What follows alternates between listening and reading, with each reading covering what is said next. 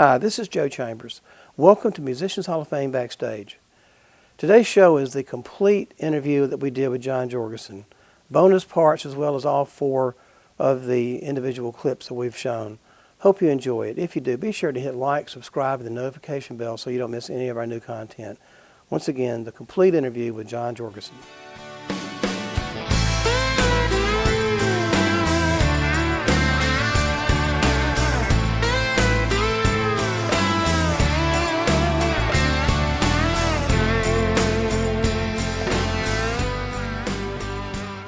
Welcome back to Musicians Hall of Fame Backstage with John Jorgenson. John, thank you so much for coming in. My pleasure. So I'm just going to jump right to it. We usually ask people, how'd you get started? But I know that you are from a musical family. I am. My mom is 92 and she still plays piano in church sometimes. My dad was a conductor. So around our house there was just music all the time. You know, it was just normal. And as a kid, I saw my mom giving piano lessons to other kids. So to me, you know, that's just what kids do. Mm-hmm. And she was giving attention to them, and I was like, I want attention. So I have an older sister, and when she started practicing the piano, then I would listen to her. And when she was done, I would then go figure out what she had played by ear. So I was about 4, I guess. And my mom decided, okay, I'll start him, but I'll put him in a different book so that he doesn't already know what the songs sound like. Right. And he'll also learn how to read music. Right. So because you would cheat if you could memorize it, right? Of course, you know. And it was kind of fun, you know, I liked it. And then I started figuring out like theme songs to TV shows that I like F Troop or Batman or whatever, Addams Family. And then I started playing the clarinet when I was about 8. You know, in those days, they still had a lot of music in schools. Mm-hmm. And again, my sister being 2 years older, she was in 5th grade where you can choose a band instrument. Mm-hmm. So she chose the flute. I chose the clarinet because I didn't want to be outdone by her playing 2 instruments. Mm-hmm. So then I guess when I was about 10 at school, there was a kid that came and played ukulele and sang This Land Is Your Land for show and tell. Mm-hmm. I thought, that's pretty cool. You can carry that thing around. You could sing with it. Mm-hmm. And at the same time I started listening to radio, you know, rock music on the radio and loved the sound of the guitar. So I started begging my parents for a guitar. And they didn't like that idea so much because they thought, he's already practicing the piano, he's practicing the clarinet.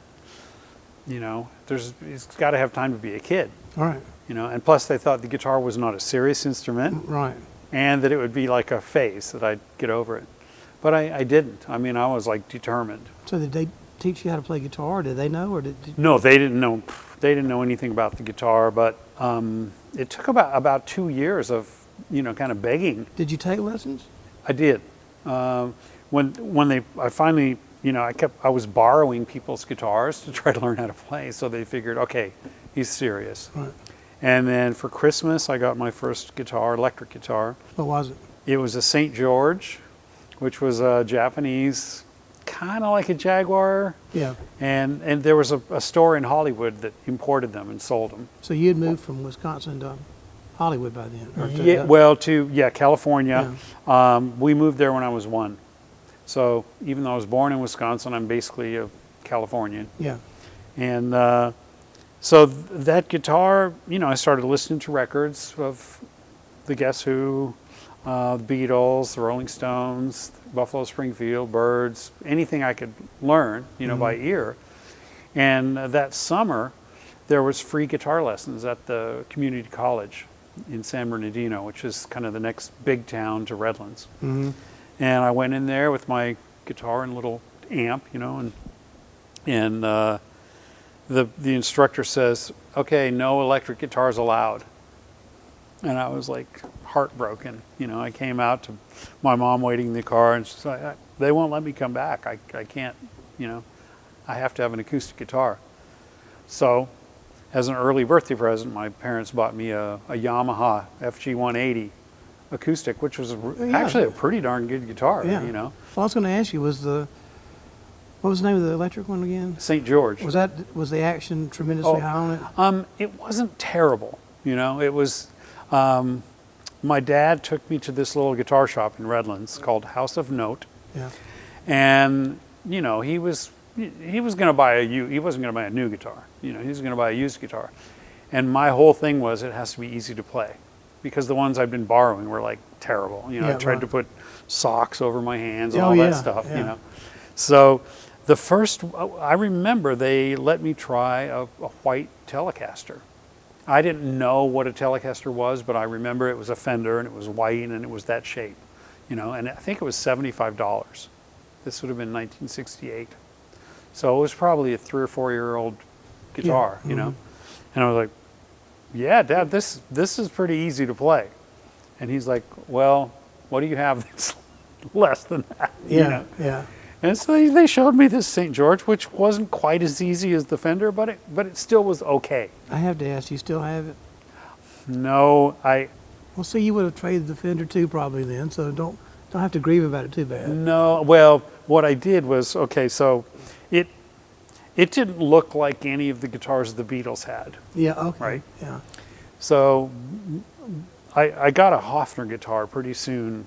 You know, not too long after that, I got to go to Europe in 1970 playing in my father's university wind ensemble. And I was 14, I think. And I knew Hofners were made in Germany. So if I was in Holland, that was pretty close. They're probably going to be cheaper there than in America. Right, yeah. So I was able to buy one for, I think, $120. So now I was going to customize my St. George to make it look like a Rickenbacker. Yeah. I did a good job on the headstock, but when it came time to the body, I just ruined it and it went in the trash. Yeah. So what was your first good electric guitar? Well, I would say the Hofner was good. So it was not a bass. I mean, it was It was a guitar, yeah. a presidential or something like that. It didn't have a name like that. It just had a number, I think, like 4572, and it looked like a Gibson 330. You know, so Yeah. fully hollow, Yeah. 2 cutaways, and good pickups. You know, it sounded and played good. Of course, I tried to customize it too. I put a Gibson pickup on it, Oh. which sounded about the same as the Hofner pickup. Yeah. But so that was like I said, I was 14, and then, you know, I kept all the bands that I was seeing usually had Les Pauls. You know, everybody had pretty much most people had Gibsons at that point, you know. And so I went into the music shop and I saw this SG, but it said Les Paul on the top. Yeah. And I went, well, this is kind of cool. I've seen Carlos Santana play one of these, Right. but it also says Les Paul. So it's kind of like two, you know, both at the same time. And somebody that had bought that originally at that store had just traded it in on something. So it was a 1961 SG Les Paul. And I think it was $275. So I paid for it on time, you know, $27.50 a month Yeah. for a year. Yeah. And when I got to $275, I thought, I'm done. My mom was like, no, there's this thing called interest. You got to pay these last 2 payments. And so both the Hofner and that one I still have. Well, that's great. And it survived the flood. Yeah. Here it was at sound check. It was at soundcheck, really. You know, in one were of not so those lucky. vaults, you know, that Yeah. full of it was from the vault was I got from touring with Elton John. Yeah. So it was there with all, you know, I don't know, 8 or 9 other guitars, and so you can see the water must have been like this high, you know, because you can see from the neck up it's completely fine. Yeah. And as it goes down, it's not bad until you get right in the bottom, Yeah. and the water would have sat there. And We had a number of items in there that, you know, luckily the Hendrix guitar I had the case was so sealed that it just got a little moisture in it, a little bit of rust on the pick guard screws, and that was it. wow, So I that was is so. lucky. I remember you had a lot of Yeah. a lot Well, I of. didn't want to tell people where they were at when they gave us 7 days to exit our original building when they took it, by eminent domain. Right. And so, and they were pushing every building down around us, to build the convention center. Yeah. And we had to go somewhere, and so that was where we went with a lot of the stuff. And Yeah. unfortunately, some of it got damaged. Yeah. Well, I was in Europe at that time, touring. By that time, I was touring with my Gypsy Jazz Quintet. Right. I'd called my wife. She said the basement is full. Yeah. I said, well, you got to get I have all my amps and stuff down there. You got to get it. She said, I can't even go down there. There's live power, and it's. She said, that Marshall cabinet you have? I said, yeah. She said, it's floating. Oh I man. was like, oh no. So I think I called my guy at Soundcheck at the time. I said, can you go to my house and help get stuff out of the basement? And he said, we can't get to our trucks. Yeah. I went, Yeah. okay. It was. It started raining Friday. They had the Jimmy Buffett concert. It started raining, and it was the next Saturday before we could get into Soundcheck. Yeah. Yeah, it was devastating. I heard so many, not just, like, basically every Luthier I talked to said that the clients of the guitars that they fixed from the flood, the acoustically, sounded better than they did beforehand, and they were all like, what is it about oil, snakes, sewage, and that makes a guitar sound better, Well, I did an album actually called Gifts from the Flood, because so many of my guitars, I was so happy to get them back, Yeah. and they inspired me to write music. And so basically on this album, all the guitars and amps and pedals and stuff were all things that survived from the flood. And That's real cool. one of them was a G&L ASAT guitar. It wasn't even one of my favorites to begin with, but when I got it back, I was like, wow, Joe, why does this sound so much better? And he said, my theory is that people love the sound of pickups from the 50s. Yeah. Because they start to degrade. Yeah. In odd ways. Right. And they become more unique sounding because of all this degradation. He said, I tried many different ways to speed up that degradation process with new things. Put it in the freezer, do all these other things. So I never quite got it, but I thought that was the deal. He said, well, this pickup was sitting, in diesel fuel and snakes and sewage and all this stuff. So it would artificially age that pickup. Yeah. So if it still worked, when you got it back all together, it's going to sound different. Yeah. Maybe you're going to like that difference, maybe you're not, but it's going to do something. I thought Bill Carson told me from. Did you know who Bill was? Yeah. He said that they started making this Fender Texas Special pickup because they found out that all it was that the magnets were weaker than they had been, and that was the secret to it. And people loved, people like that. Well, yeah. So I want to jump back though. So you went to Europe with your dad. When did you start? When did you have your first band yourself? Well, and what? yeah, what probably, kind of music did you play? Well, my friends up up the street had a garage band, and they already had 2 or 3 guitars and drums, so they needed a bass. So that was my next thing I asked for Christmas. Can I get a bass?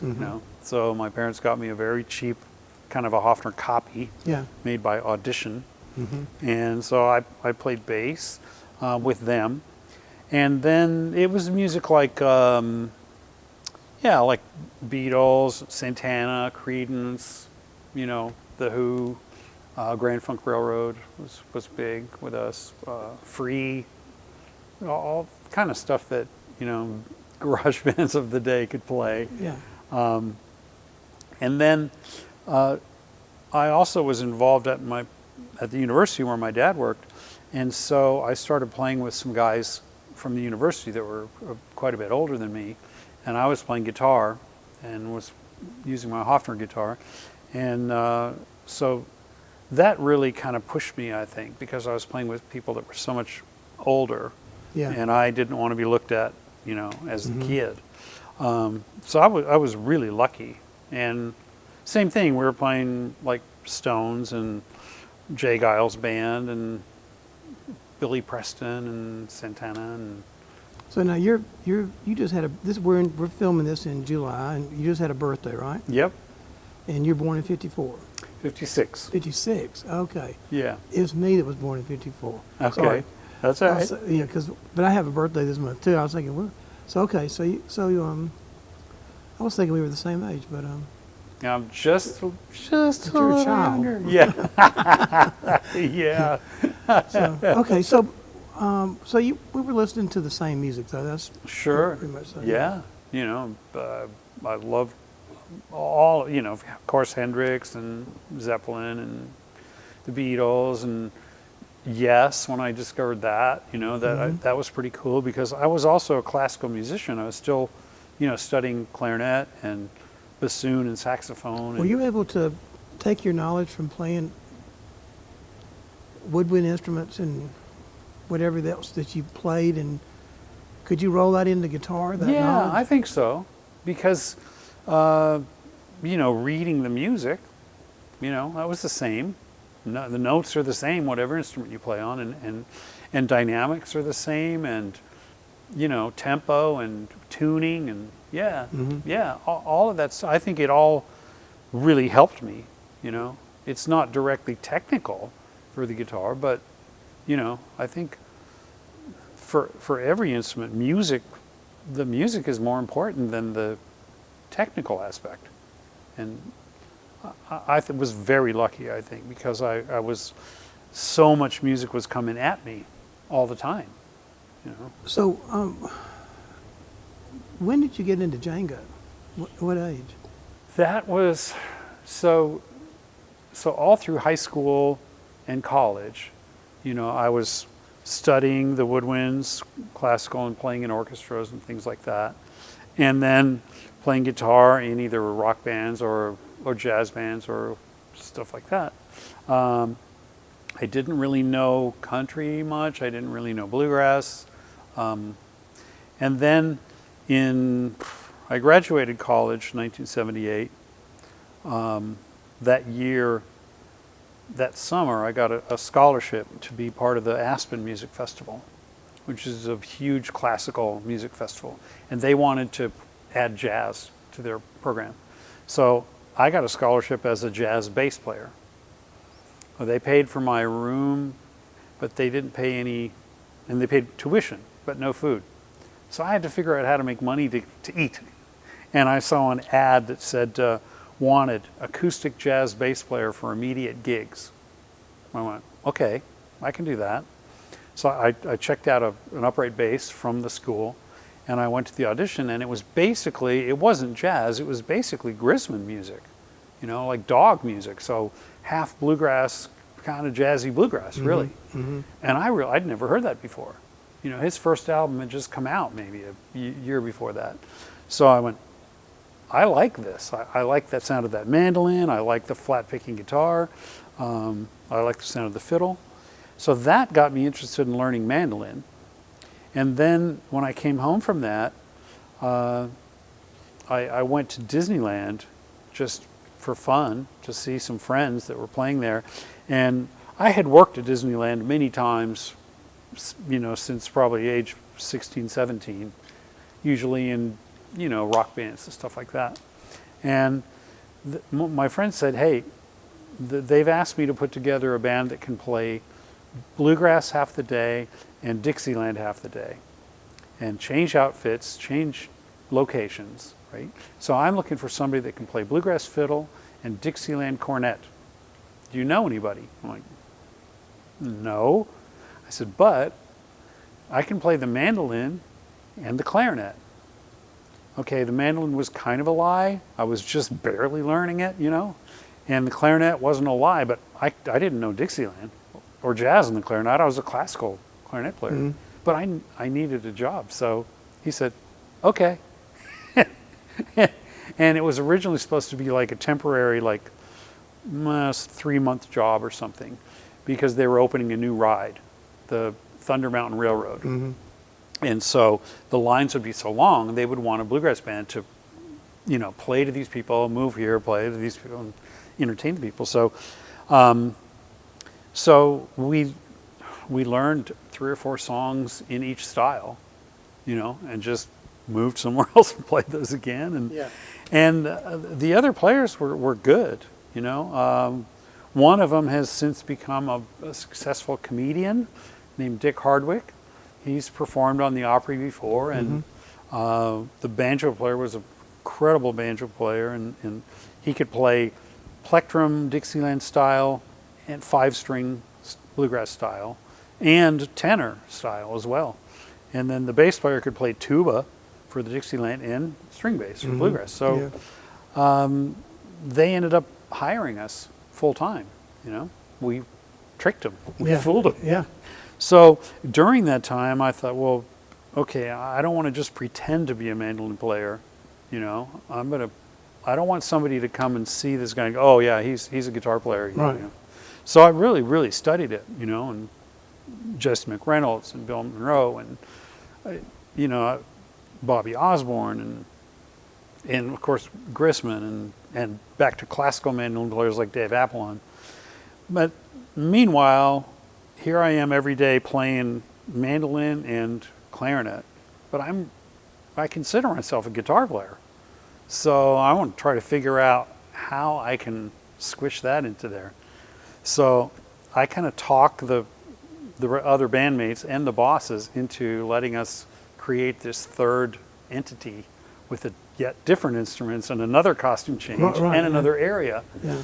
And because by this time I had, in studying the older styles of Dixieland and stuff like that, I learned about Eddie Lang and Joe Venuti and Carl Kress and Dick McDonough and Charlie Christian and all these guys were great, but I thought there's got to be somebody that's flashy, like the banjo stuff, because the banjo stuff was flashy and people liked that a lot. I said, there's got to be somebody like that. And everybody I asked said, oh, you got to hear Django Reinhardt. And at the same time, I was reading interviews with Jeff Beck, with Chet Atkins, with Doc Watson, with Clarence White.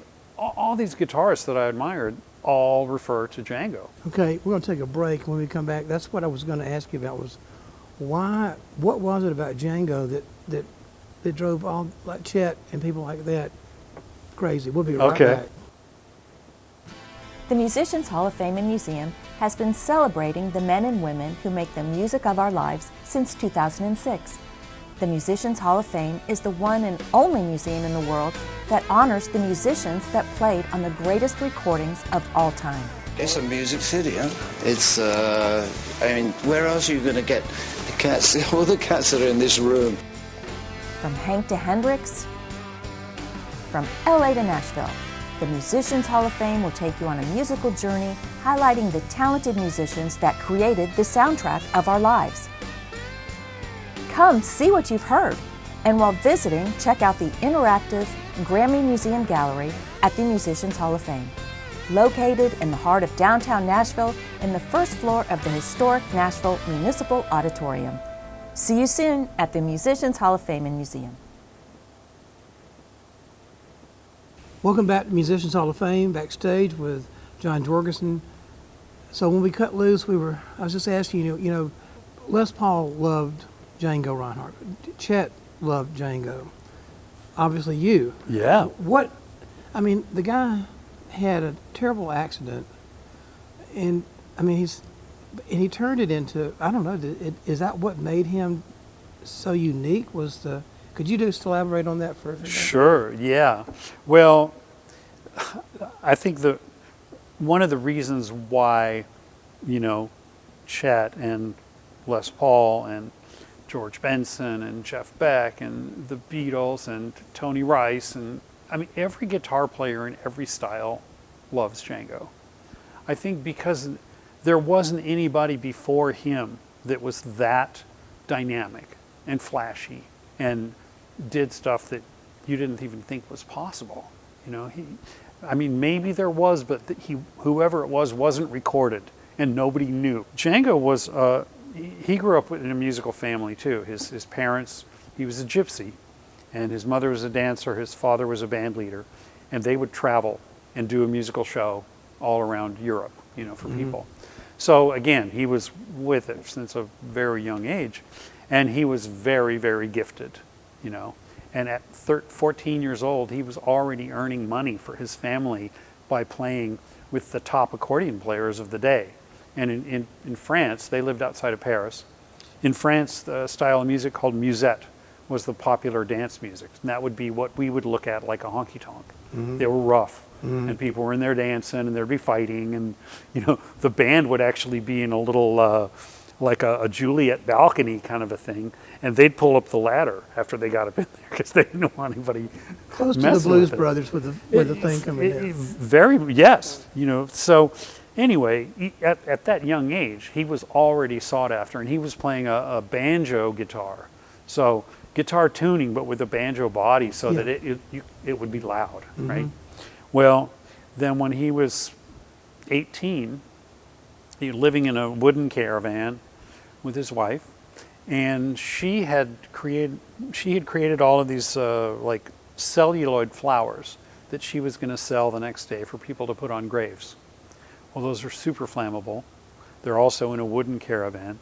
He comes home after working, changes into his nightshirt or whatever, and he's got a candle, and he gets startled by a mouse. And he moves quickly. The wax from the candle flies onto these celluloid, and the place just goes up in flames. He gets his wife out. He gets himself out. He's covered himself with a blanket, but it's holding the blanket with this hand, and his leg is exposed. They get burned really bad, like the front of his hand. So Django's hand was pulled back here, burned these tendons and everything, and so it caused these two fingers to be stuck permanently in this position. You can see on all the photos of Django. And so these two fingers got super strong, and he could figure out how to angle around and use these, place them. So a lot of his famous chords, you know, like Manoir de mes rêves, which Chet recorded, you know, Django's Castle. That chord, if you just sit your hand like that on a guitar, it kind of comes out that chord, you know? And then he could jam these up the fingerboard, and it was really phenomenal what he figured out, you know, using his thumb over the top of the neck like Hendrix used to a lot. Just phenomenal. And when I got the chance to play Django in the movie, they put makeup to make it look scarred and burned back here. And actually, if I tried to open those and play normal, it hurt. Yeah. You know? So it kind of kept my hand in that position for the whole time. I mean, they took him to a hospital, and they were talking about amputating his leg and talking about his fingers. And his relatives were very suspicious of hospitals anyway. They don't even like buildings, you know? So they're like, no, we'll take him somewhere. We'll help him recuperate as much as possible. So in the gypsy culture, music is at every gathering. And pretty soon, you know, Django could come in a wheelchair to these things, but as soon as the music started, he would just go away. He couldn't, you know, be part of it, and it was too hard. And so at some point, somebody brought him a guitar, just thinking that with the fingers he had left, it would be good exercise for him, you know. But all his friends and family thought, he's never going to be that brilliant musician again. And finally one day, when the music started, he stayed and he played, and everybody freaked out because it was fantastic, you know. And to me, it just goes to show, if it's in there, the person will find a way to get it out. So he created all of these different techniques, right hand techniques, left hand techniques. So And he loved Louis Armstrong. So, and he loved Duke Ellington and all the jazz that was coming out of America. So he was trying to make his guitar sound like a trumpet. Right. And do Louis phrasing it to sound like a Duke Ellington orchestra. Yeah, slurring kind of. Yeah, and all of these different techniques where he'd run up to a high note like Louis Armstrong would end his, right? He didn't pick up this high note and just shake it. So Django, to try to do that, he would go up there and, do vibrato and try to. So within that, he created all of these new sounds and dynamic things on the guitar that nobody had done before. So that's why all of these other players just loved his sound, and there's so much energy and soul and the gypsy element, this melancholy. I think that's why he loved the blues so much, because it spoke to that side. So out of tragedy, he created a new style. Yeah, totally. Isn't that wild how, Les almost lost his arm as well, And he told me that the doctor said that, because they were going to take it off. He said, we can't take it off. He's a famous guitar player. Yeah. And so they waited and they said, okay, look, we can take it off or we can set it in one place. And he goes, okay. And luckily it was, he said, set it like this. So, when you knew Les, right? Yeah. So when you shook hands with him, it was like this, right? Yeah. It's amazing. But it didn't slow him down, I don't think. No, and I saw him a number of times, toward the end of his life, and by that time his left hand too had a fair amount of arthritis, right. And he couldn't move it like he wanted. He would compensate with phrasing.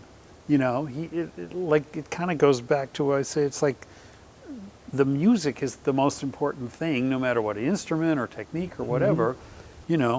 He would just wait to play that one note, and you'd wait to hear it. And so he took what he had and made the most music out of it. Yeah. And he loved Django too. I mean, like you said earlier. Well, I bought one of his Django style guitars when he passed away. He was going to give me some stuff for the museum because he was one of the first people I told about it. And he says, hey, they're going to honor me on the Grammys, so come, because I was at the Iridium. Right. And I said, he said, come back and after the Grammys and we'll go to the house and I'll get you guitar and the stuff like. And then he almost, he got sick and he almost died, And so he came back and was playing the Iridium again. And by that time I had the museum going and I just never went back up. I just thought he was going to keep on rocking. And so when he died, I just went to his estate and when they had the sale in L.A. and bought some of his stuff for the museum. Is it a Selmer guitar? Is it? It's a Django style. I forgot what the brand is. He had a few of them, and had the little weird oval hole. Yeah. Well, there's one of his. You'll have to show me that, and we'll see if it's that one. The legend is that when Django died, his wife didn't really have enough money, to really pay for the funeral. Yeah.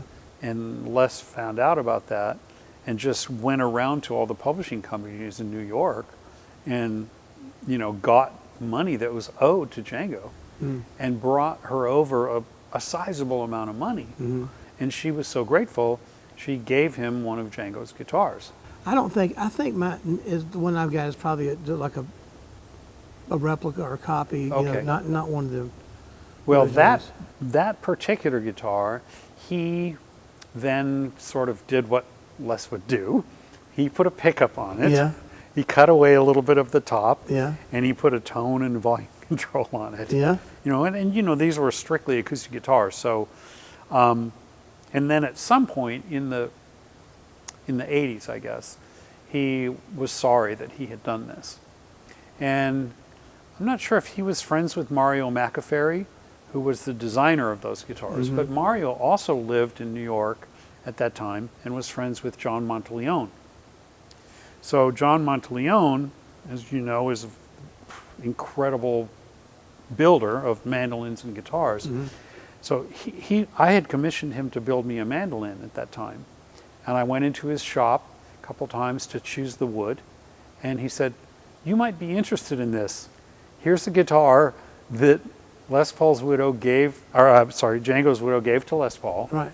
And now he wants it restored back.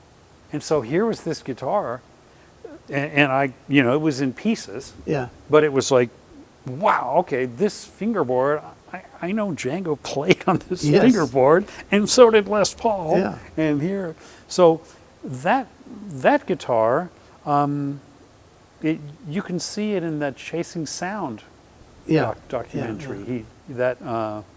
And so anyway, I thought that was in Monteleone, working with McAfee at the time. It's also kind of crazy. Yeah. And the mandolin that he built me at that time was beautiful, of course. Well, it was also in the flood. Oh. And it wasn't standing up in a case, it was in a trunk, a flat trunk. So it just sat in water for a long time, Yeah. And it was still sort of, you could lift it up with one hand, kinda, but pieces were all coming off. So I sent it back to Monteleone, and I said, can you, put Humpty Dumpty back together? Right. And he said, the best probably I could do for you is I could saw off the headstock and use that. Oh, man. I went, no, never mind. It's just send it back and I'll just put it on the wall as a, Right. Well, he didn't.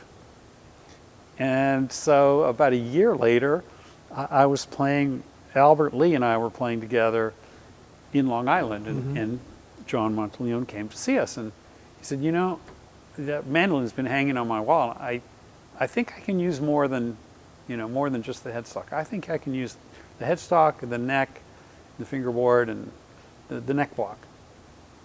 And I said, but then you have to build a new body. He said, yeah, that's, I said, well, if you want to do that, I mean, because when I ordered the mandolin in 1985, it was probably $3,000. Right. Now, in 2010, a mandolin from him would be like $30,000. Yeah. Something. Like, I said, I'm not sure that, your time is best spent on this. He said, no, I just want to do it, So he built a new body for that mandolin, and now on the back it has the original tag and a new tag, and it sounds unbelievable. Did you get the old body too? Or? Yes, Yeah. It's sitting up on my That's shelf. cool. That's cool. And it's sort of in pieces. Hey, we're going to take a break, and when we come back, let's jump to Desert Rose Band. Okay. We'll be right back.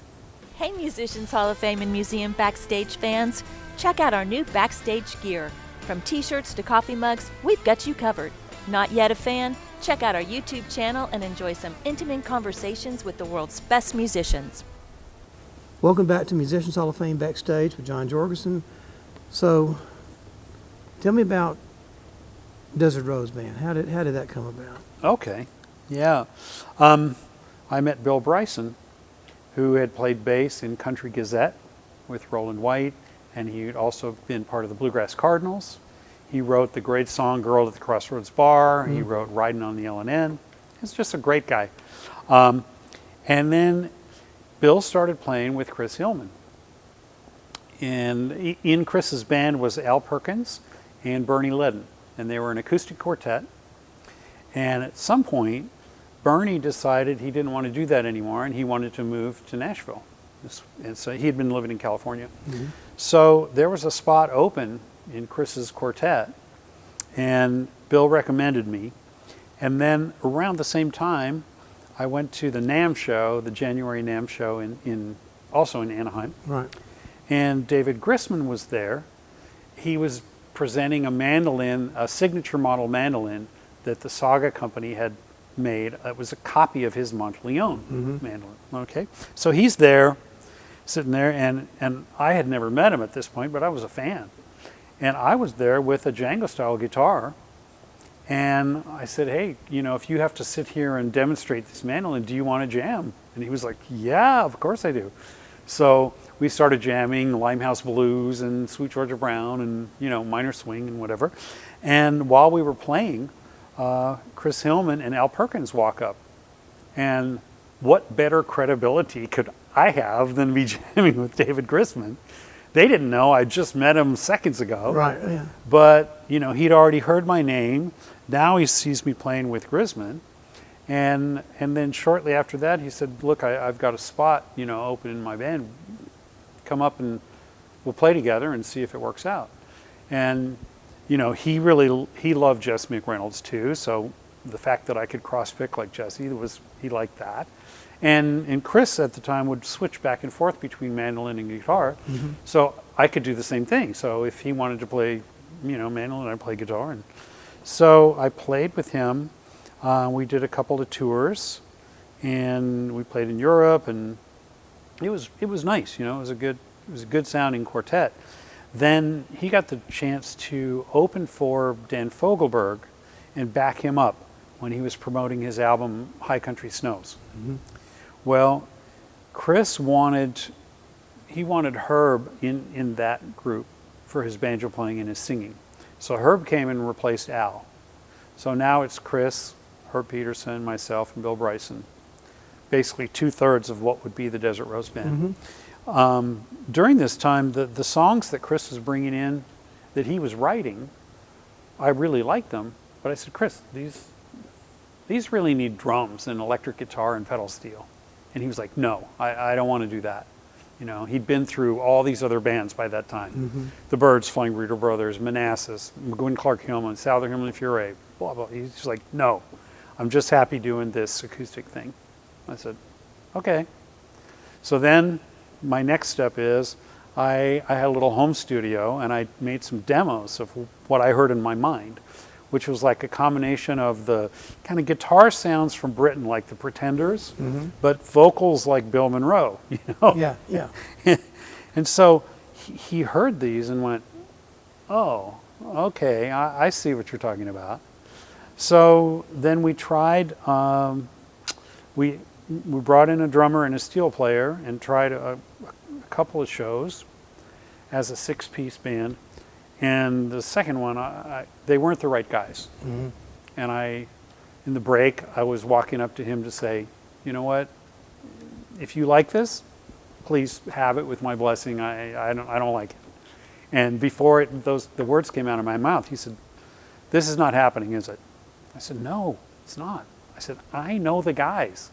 It's got to be Steve Duncan and J.D. Maness.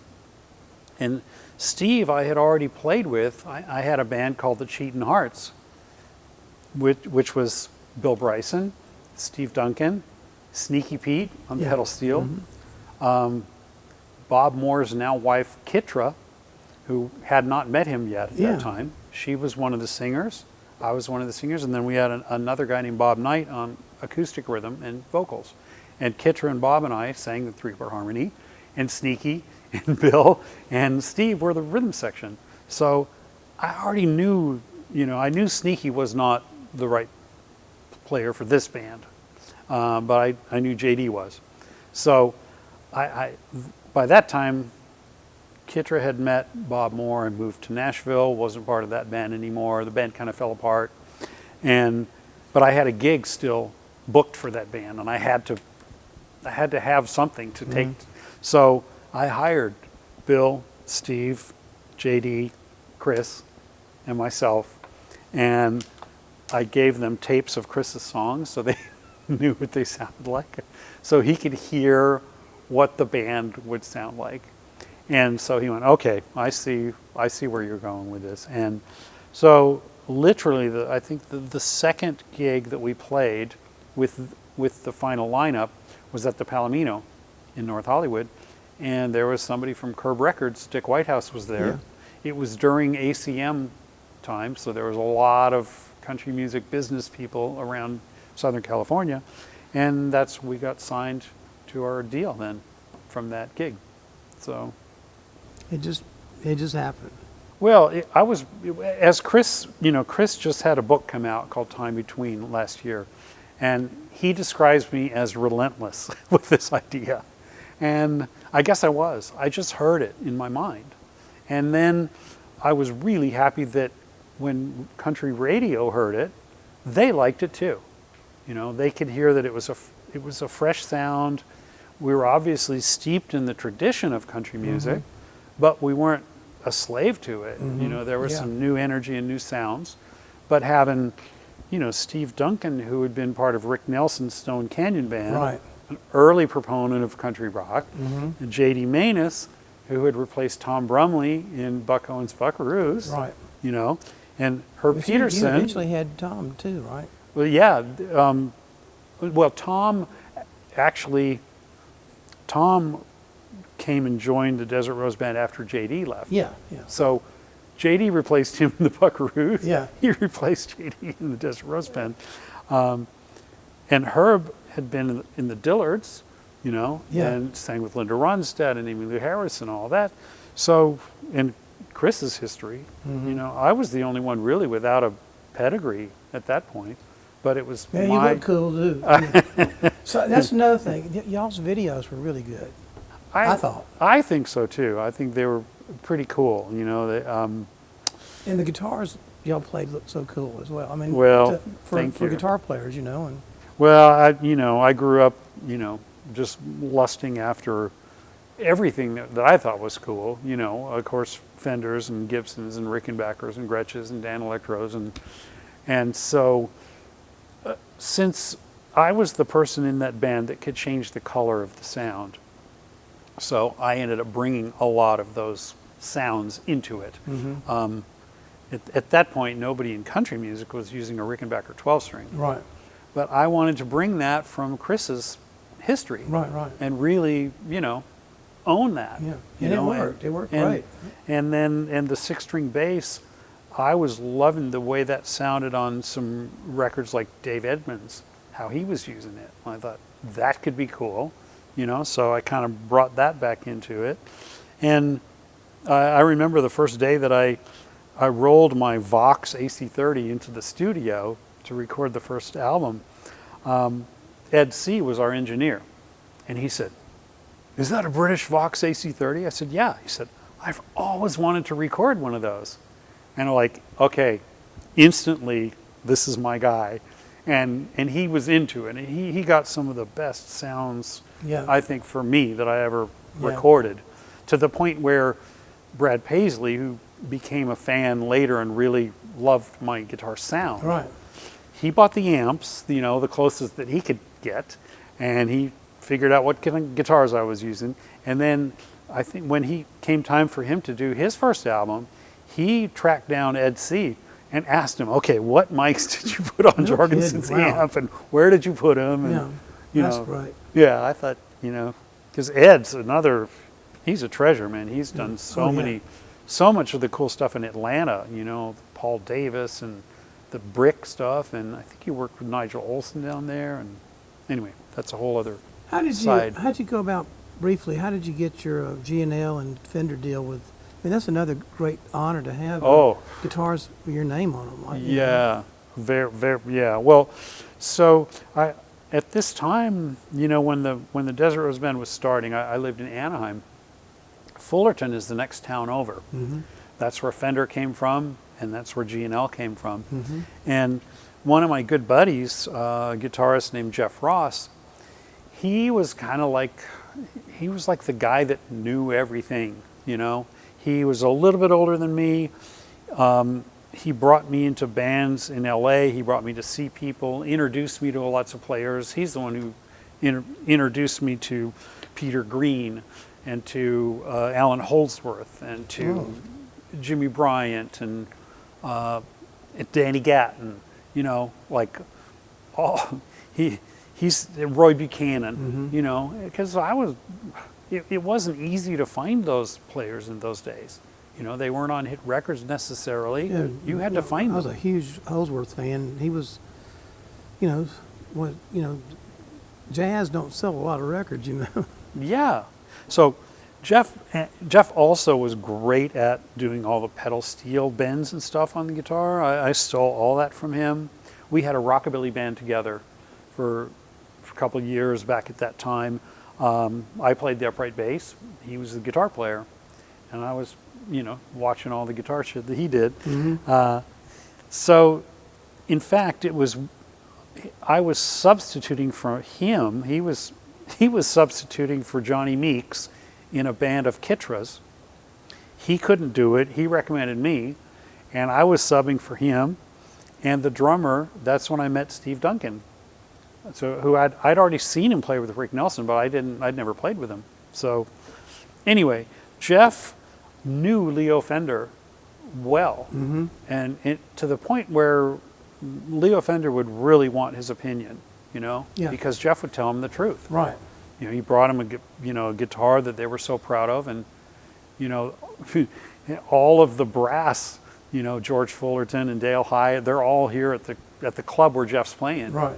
And he comes to the table and they said, "Well, what do you think?" He says, "I hate it. This is a terrible guitar." Yeah. And they were all like, "You can't tell the emperor he doesn't have any clothes on." Right. So I think that was sort of the impetus of Leo Fender designing the ASAT. Jeff kind of pushed that through. So when that guitar came out, it was shortly called the Broadcaster again before they changed it to the ASAT. Well, Jeff took me to G&L and introduced me to them and said, this is my friend. He's starting to do pretty well. He might like your guitars. And so he got me in with them. And they gave me an ASAT to play. And I carried it around on tour for a while. And I played in soundcheck and I really liked it. And then, but I would always be afraid, like, when I get in the gig, I'll wish that I had my Telecaster again. Right. Well, eventually I just tried it on the gig and it just sounded so good. It sounded amazing. And that's the guitar. I ended up playing it on Austin City Limits. And through a whole other series of events, Brad Paisley's record company wanted to give him a gift that he would really like, so they asked his tech, what would he want? And it was Zach Charles at the time, and Zach said he would want one of John Jorgenson's ASATs from Desert Rose Band. So they called me and they said, could you, do you have one that you would, give to him? And I thought, by this time I had convinced them to paint me a sparkle one. Yeah. Because I'd gone to see Billy Zoom with X, and Billy played a Gretsch Silverjet. Yeah. And it looked so great under the lights. Right. I went, okay, I got to have a sparkle. And most people think it was from Buck Owens, but I hadn't seen Buck's sparkly one at that point. Yours is different anyway. So and when I asked them, they said, no, we don't want to do that. I said, oh, come on, please. They said, no, we won't do it. I said, why? He said, because a little flake is going to get stuck in our ducting system, and it's going to come down and land in the middle of a black finish and ruin it. I went, okay, I guess they've done this before. Yeah. So, but finally they did. And I loved that sparkly guitar, so that became my main one. That's a great looking guitar. And before that, so the one that I was playing on Austin City Limits, it was it was a natural finish. It was nothing flashy about it. So I was like, okay, this one, I'm not attached to this one. So I brought it to the presentation, and Zach saw it, and his eyes lit up. He says, that's the one from Austin City Limits. He said, we watched that tape over and over, and Brad's going to lose his mind.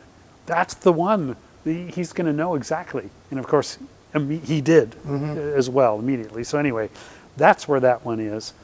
And then I became identified with the sparkly one, and it was in the video of She Don't Love Nobody, and I just loved the guitar. And so it was a number of years later, they asked me would I like to do a signature model guitar, and I said, yes, I would love that.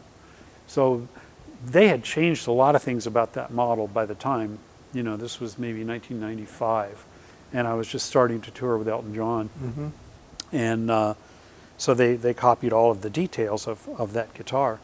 And I was about to go on my first big tour, and they hadn't. By this time, Leo had passed away, and the company was owned now by BBE. And I don't want to, nothing negative about BBE, but I had to call them and say, you know, I'm about to go on a big world tour, and you've built a signature guitar for me. Don't you think it'd be a good idea if I had one to play on this tour? Yeah. And they went, we didn't send you one? I said, no. Well, So they sent one, and I got to play it on tour. But I never had the relationship with that company like I had with Mr. Fender yeah. and Dale Hyatt and George Fullerton. Yeah. Those guys, they were really great.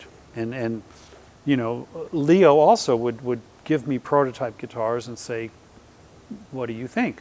You know, and I would have to be honest, you know, and say, you know, I said, Well, he liked that, though. I've heard that from other players. yeah, you know. he said, I mean, I said, Burton well, said the same I thing. like this one. Why? I said, well, it just has a better sound. Why? Yeah. I said, well, maybe because of these switches. Why? You know, it was like, Yeah. so that never happened with BBE. Yeah. You know, I don't know why. Just, you know, so at that time, by that time, I'd started the Hellecasters Yeah. with Jerry Donahue and Will Ray. Right. And Jerry had been a Fender endorser for a long time. And he kept like, come on, you guys, you got to come to Fender. And I would be like, no, I'm with G&L, I'm happy with that. And Will Ray was also, you know, I'd introduced him to them. Well, finally, it just kind of fell apart at G&L. And by this time, Fender was very motivated, you know, to have all three Hellecasters. And so they said we would like to do a limited edition set. The only other band that we've done that for is the Ventures. And so immediately we liked this idea. And they said, you can do whatever you want, you know, design your guitars however you like. And so in a strange turnabout, one of the guitars that I was using with the Hellecasters was this prototype of a Comanche model that Leo Fender had given me. And he'd given me 3 of them. And I took them out to play on a gig with Dale Watson in a little honky-tonk. And one of them I just loved. I said, please, can I just have this one? I don't want one like it. I want this one. It didn't have finish on it. It had no logo. It looked like you made it in your garage. Right, you know? yeah. And they said, sure. So I recorded some of the first Hellecasters album on that guitar. Now, I need what that does. A certain type of vibrato, certain type of pickups. Leo had designed pickups very much like his P-bass. 2 half coils that humbuck each other. So all of these things added up to create this particular sound. So I then designed my Hellecaster signature limited edition Fender to replicate what the G&L Yeah. had done. So I sent the guitar to Seymour Duncan. I said, can you copy these pickups but make them look like Fender pickups? Yeah. And use Alnico magnets instead of ceramic, which give a nicer tone to me. And then all the other elements I copied. It was a maple body, real heavy, 2-point vibrato. I put a left-handed headstock on it just because it was cool. And so, you know, here was Leo Fender creating something a little bit like his original Stratocaster, but different. And then I took that and had Fender take it back into a Fender world. Yeah. And I wanted it to be called a Hellecaster instead of a Stratocaster or anything else. And their trademark department didn't want to do that, but I kind of pushed, and finally they did. So it's this Fender Hellecaster, and then they put the cool little Hellecasters logo inlaid into it, and that's and you have one of the first. Well, we got the first 3 of those each, and so you have one of those hanging here in the museum. Yeah. next to one of the signature G&L. Yeah. And there's a lot of sparkle on those guitars, but they have a very unique sound. And they were only built for a year, a limited edition, 1 year of. So I think there's like 400 of those. And I sold a few of them in my guitar shop. Did you? Yeah, sure did. awesome. Yeah. Well, Hey, we're going to take a break, and when we Okay. come back, I'm going to talk about Elton John. Okay. All right? We'll Yeah. be right back. The Musicians Hall of Fame and Museum has been celebrating the men and women who make the music of our lives since 2006. The Musicians Hall of Fame is the one and only museum in the world that honors the musicians that played on the greatest recordings of all time. It's a music city, huh? It's, I mean, where else are you going to get the cats, all the cats that are in this room? From Hank to Hendrix, from LA to Nashville, the Musicians Hall of Fame will take you on a musical journey highlighting the talented musicians that created the soundtrack of our lives. Come see what you've heard, and while visiting, check out the interactive Grammy Museum Gallery at the Musicians Hall of Fame. Located in the heart of downtown Nashville in the first floor of the historic Nashville Municipal Auditorium. See you soon at the Musicians Hall of Fame and Museum. Welcome back to Musicians Hall of Fame Backstage with John Jorgenson. So how'd you get in with Elton John? Like, did they call Well- you up, or? Well, yes. In about 1988, the Desert Rose Band was premiering our second album, an album called Running, at the Roxy in LA. Lyle Lovett was the opening act. In the audience was Stephen Stills, Nicolette Larson, Dave Edmunds, Rose Maddox, Bruce Hornsby, Bernie Taupin, and Elton John. Mm-hmm. So we did a really good show, and I'd met Elton backstage before the show because Chris Hillman's wife, Connie, worked with Elton's management company forever. Mm-hmm. She was his American tour producer. So I knew he was there. I'd met him. But after the show, he came bursting in the dressing room and grabbed my hand and shook my hand. He said, brilliant, brilliant guitar, brilliant. And I was like, wow, you're Elton John, you know? And he said, well, next time we play, you'll have to come down and meet Davey, meaning Davey Johnston. Right. And I was like, yes, please. Yeah. You know? So they did. They came to Universal Amphitheater. And I went early to the show, and I met Davey backstage, and he was a super nice guy. Right. And I was sitting in the green room next to Bridget Nielsen and Sylvester Stallone. Yeah. And Bridget Nielsen is really tall. Yes. And she was wearing an aqua vinyl tight jumpsuit. It was like, wow. Anyway, I was sitting there like thinking like, how did I get here? What am I doing here? And Elton came out. He said, oh, John, how are you? How's the band? You know, just like really nice, regular guy. Yeah. So we sort of became friends, and I became more friends with Davey, Mm-hmm. you know, because we talked about guitars and whatever. And over the years, we would meet up if we were on the same place on the road. We'd meet up and have lunch. Well, 6 years later, my phone rang. Hello, dear. It's Elton. I went, and it sounded like, I said, are you on a plane? He said, no, I'm just in a car coming from studio. He said, we've been working on my new album, and it's some of the best shit I've done in years. I went, wow, cool. He says, it's a very band-oriented album, lots of guitars, and Davey and I were talking about adding someone in the band that could do some of the guitars and sing a lot of harmonies. And you were the first person we thought of. And I went, wow, okay, what are you asking me to do? He says, 18-month world tour.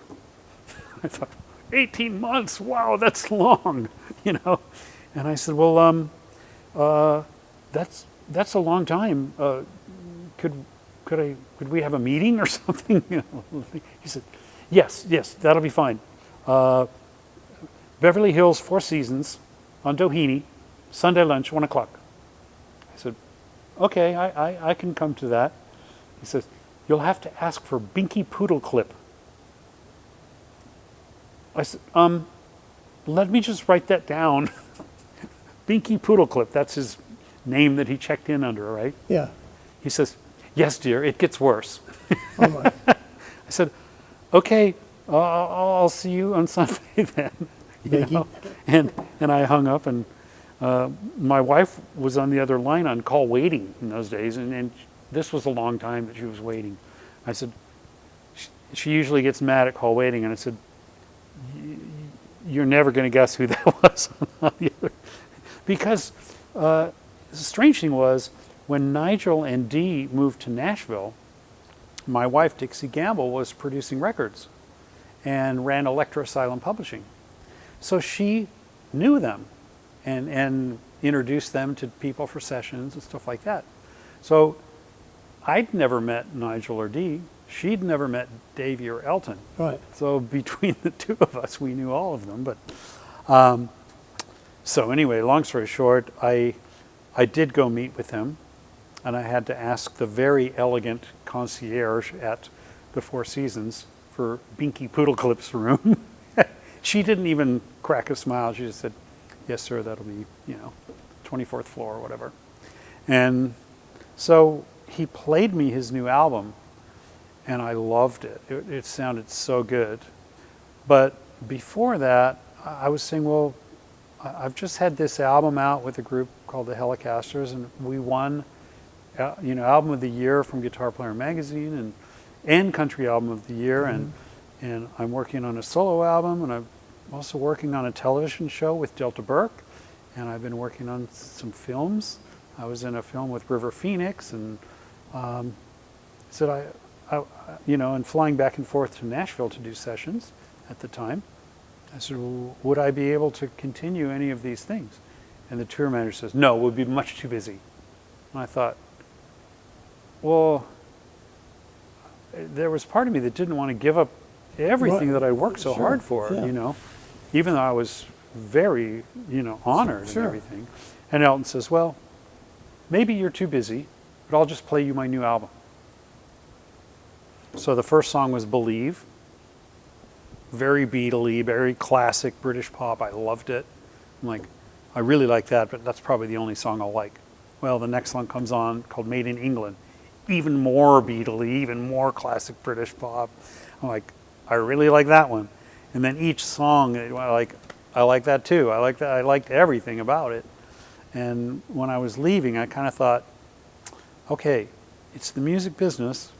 If I can't do something just because I like the music, then what's up with that, So after about a week of going back and forth, finally when they said, look, if you don't want this, we're going to have to get someone else.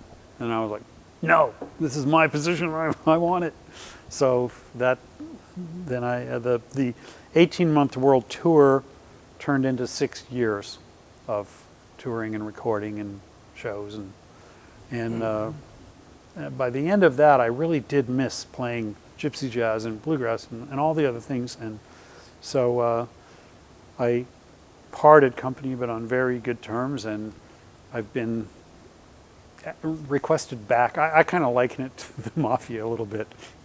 Once you're part of the family, if you don't do anything wrong, you're going to stay part of the family. So so you still keep in touch? Oh yeah.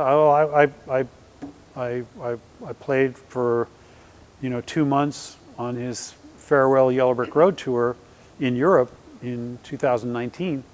I filled in for Davey for a couple months. Are you going to play on any of this new one? Well, this is a continuation of that, and I was filling in for Davey because he was having some health issues at the time. So I don't wish for him to have any health issues, but it would be fun if we played together again. I'd be up for that. Yeah. But I don't know is the answer to that question. Since 2000, I've been back many, probably 10 different times to fill in or record, or the touring 2 years ago, that was the most extensive, touring that I'd done, and it was really, really fun. Well, I'm sure that just knowing what I've heard about Elton, I've never had the pleasure to meet him, but that I'm sure that he made it worth your while to give up. Oh, he's great. He's a very, very generous, very funny, one of the smartest people I've ever met in my life. I mean, if you wanted to play Trivial Pursuit, or Who Wants to Be a Millionaire, he's your phone a friend, because he knows. Yeah. I mean, music stuff, from old to new, he knows it. Sports, he knows it. European sports, American sports, well, he just has a memory that's just amazing. One thing that's always amazed me about him and Bernie were how he gets the lyrics and they don't write together in the same room. Nope. And his music, how he can make the lyrics fit. I just don't know how they do it. Well, I've got to watch that, and it's fantastic, and he will, he'll have a stack of lyrics, and he won't do all of them. He'll look through and put it on the piano. He'll ask for a groove, a drum machine groove of a certain speed, and then he'll start doing it, and it just more or less comes immediately. Yeah. And then he'll be playing along, singing, and he creates the melody to fit the sound of the lyrics, Yeah. which is phenomenal. And then he'll be playing along, and he'll get to a chord change that you go, oh, that is so great. That is so classic Elton John. I love that right there. And then he'll stop and he doesn't like it. He tries 10 other different things, because he doesn't want to be predictable, right. But then at the end of the day, what he naturally did was so right. He goes back to that, and it's just like, yes, it's so one cool. thing I'm proud that we have in the museum is I bought the piano from Caribou Studio. Oh, okay. Actually the cabin that he stayed in, the Ouray cabin, where he actually wrote. He wrote Rock of the Westies, right? Don't Let the Sun Go Down on Me on that piano. Wow. So Nice. I hate to do this because I'm really loving this, but we're going to have to bring it to a close. I can't thank you enough. And something that I want to do that they said we wouldn't be able to do anymore is shake your hand, because we've had our shots. We've been vaccinated. We're healthy and clean. I still think that's a good way to say goodbye and hello.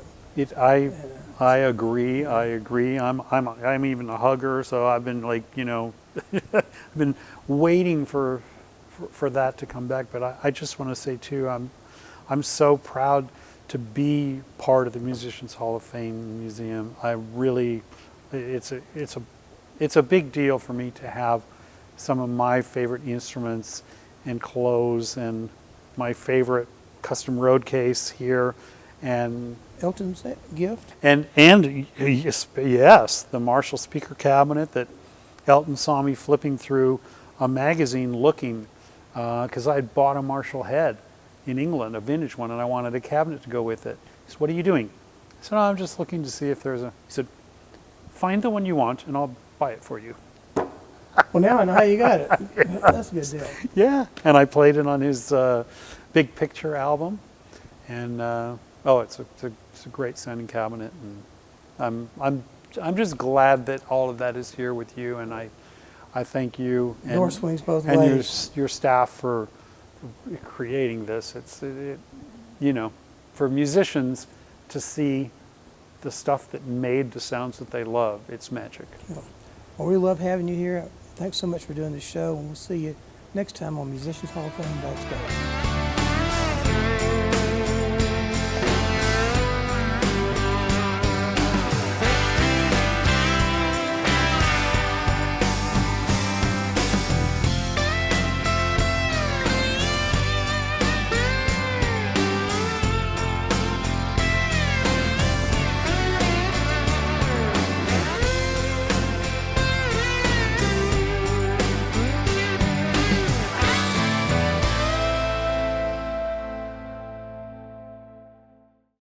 You play with way too many people to talk about, but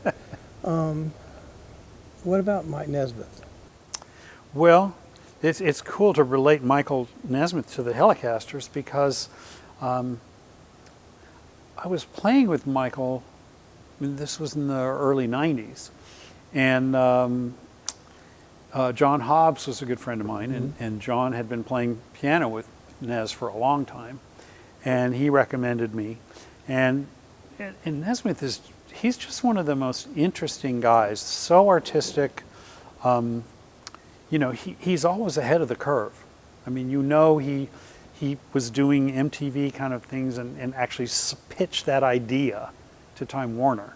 It was his idea, When the internet came out, he was trying to show me and explain it to me years before I could even grasp what it might be, you know.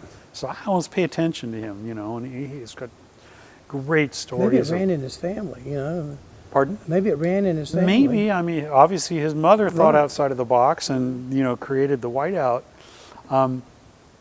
But at that time, he was starting a record label. And John Hobbs brought him down to see the Hellecasters. And he loved it, and he asked if we would do an album for his label. If he hadn't done that, probably nothing would have ever happened, because we were just going to get together for one show for fun. Mm-hmm. And he liked it. He supported us, even to the point of where he asked us to create Hellecaster type arrangements for his songs, and we performed together.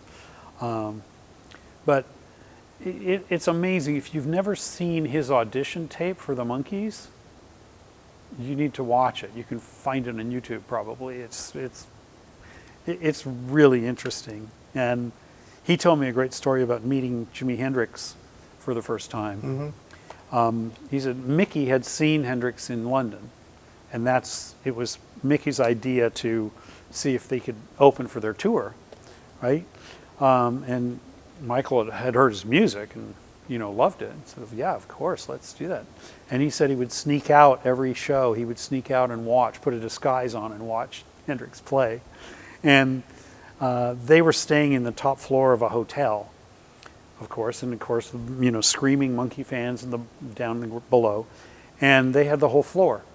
So Mickey says to him, "Hey, Mike, Jimmy and his band are going to come and say hello. Do you want to meet them?" "Yeah, of course." So Nez literally kind of sticks his head out of the door and looks down the hall. And at the end of the hall, there's an elevator, right? And he sees the elevator doors.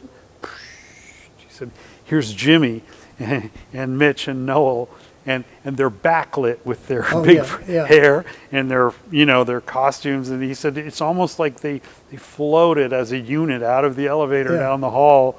And he said it was like as if the cover of Axis Bold as Love came to life. He said it was so great. I had a similar, James Pankow from Chicago had a very similar story where Hendrix knocked on the door, and I think it was Walter Parazaider, the saxophone player, said, "Oh man, he looks like he could turn me into a toad." Like he's so mystical looking, because he said the same thing about his hair and the backlit and the whole thing. So, yep. Yeah, he had that aura about it. Well, working with Michael was just really a treat. I think he is one of the most artistically minded people. You think about the group of authors in Paris in the last century, he could have fit in with those very highly creative author-poet types, So I have a lot to thank him for. And I was a fan of the Monkees, too. I was about to say, I liked their music. I did, too. But look, they had great players playing for them. Yeah. And they had great songwriters. Great song. And they sang the songs well. They sang great. They did. They really did. When I listen to the records now, I'm like, they sound good. They still sound good. Yeah, they hold up. Yeah. So you got to be a member of the Byrds, too.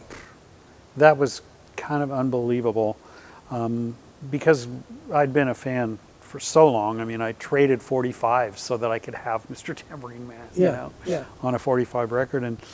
And I'd met Roger many times, and he came and sat in with the Desert Rose Band from time to time, and he asked me to come and play on his solo album back from Rio.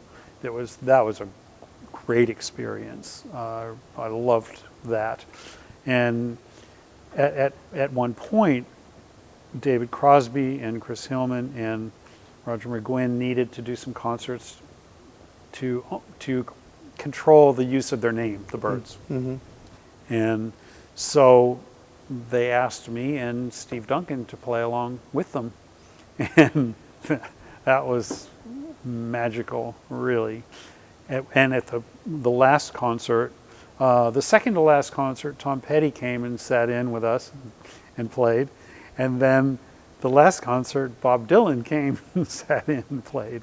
And so I felt like I had been transported to the back picture of their first album, you know, where Dylan joins them at the Troubadour.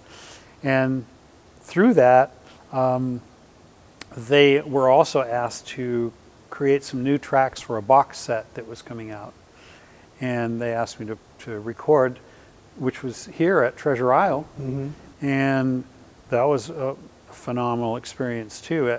At first, I didn't think it was going to work. Mm-hmm. It just seemed like everyone was trying, but it just wasn't coming together.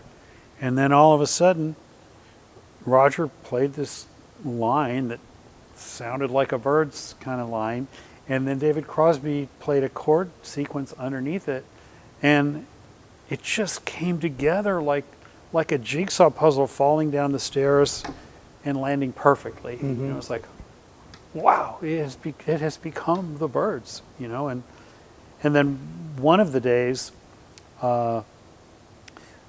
Chris and David had left early for some reason, and I was still there. I didn't have a car here, so I was just waiting for my ride. And Roger said to me, "Can you play the bass?" I said, "Yeah." Why? Because Chris is the bass player, right? And he said, "Well, I want to cut this song. Stan Lynch and I have written this song together," and Stan was there playing drums. And I said, "Well, I'll play along just for the tracking, but, you know, when Chris comes back tomorrow, you have to let him do it, you know, because I didn't want to cause any trouble, and, you know."